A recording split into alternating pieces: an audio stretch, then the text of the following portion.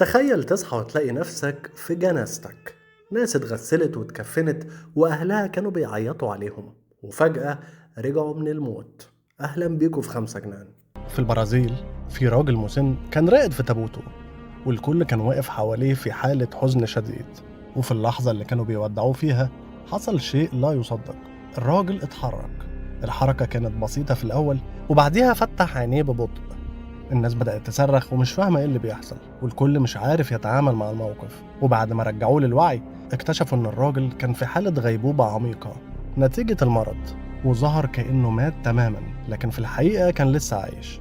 الخبر ده انتشر بشكل كبير وخلى ناس كتير تعيد التفكير في مفهوم الموت. تخيل بقى انك بتشتغل في مشرحة وبتحضر شخص لدفنه، وفجأة تسمع صوته. ده اللي حصل فعلا في زيمبابوي.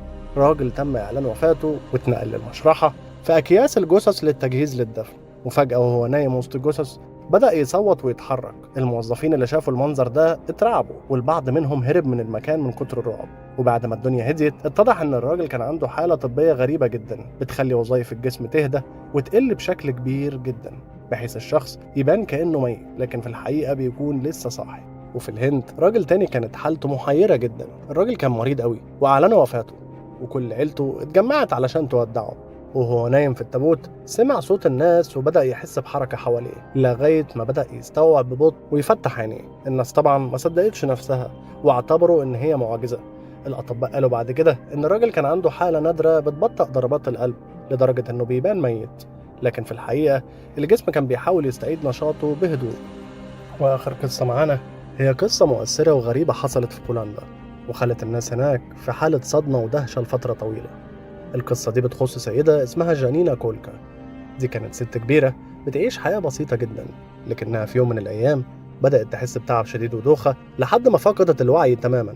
أهلها كانوا حواليها في حالة من القلق وحاولوا يفوقوها لكن من غير فايدة. بعد كده اتصلوا بالدكتور اللي جه فحصها وأعلن بكل أسف إنها ماتت. الدنيا وقفت للحظة والكل كان في حالة صدمة وحزن، وكانوا بيودعوها. وفي الجنازة أهلها وأصحابها وقرايبها اتجمعوا في الكنيسة. الكل كان بيصلي وبيفتكر الذكريات الحلوة معاها. وفي اللحظة دي حصل شيء غير متوقع نهائيا.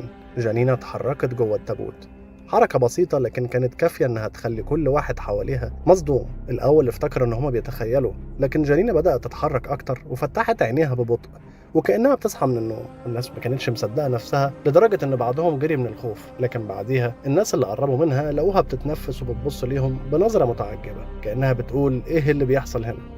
الدكاترة وصلوا بسرعة وبدأوا يفحصوها، واتضح إنها كانت في حالة نادرة جدا اسمها الثبات العميق، اللي الجسم بيوصل فيها لدرجة من الهدوء والسكون تخلي الواحد يبان كأنه ميت، لكن في الحقيقة كل وظائف جسمه شغالة ببطء شديد جدا. جانينا كانت في حالة اندهاش، والناس بقوا مش مصدقين نفسهم من الفرحة والسعادة إنها رجعت للحياة. لو وصلتوا لحد هنا بشكركم جدا، وبتمنى إنكم تعملوا لي لايك وسبسكرايب، واستنوا الحلقة الجاية.